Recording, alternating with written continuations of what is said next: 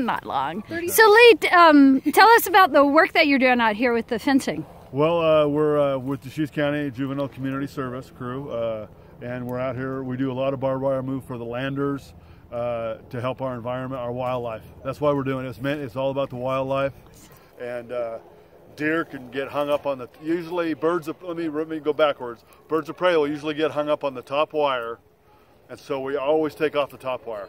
Okay. But now a lot of people want it all gone, because birds of prey will usually always get hung up on the top wire, and we've seen it happen, and it's terrible. They usually they can't be released back into the wild again. But also deer can get scarred up going over the top, and antelope go underneath, and they go underneath at about 25 miles an hour.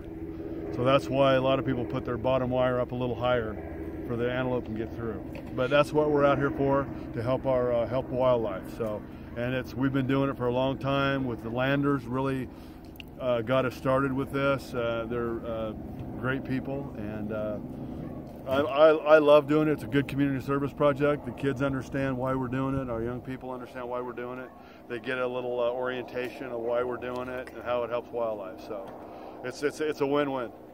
Can you tell us about the steps of the removal for the fencing, like how that works?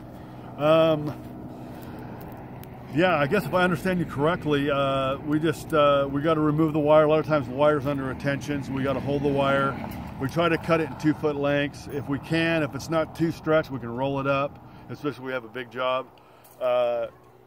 We take our time. We make sure we don't leave any wire on the ground for cattle can eat it. We'll try to be really safe and remove everything that we cut. And then what happens with the fencing when you're done?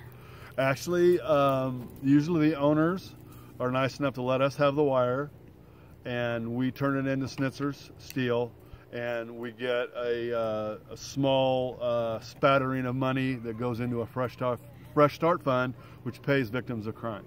So the money gets used to help victims of crime.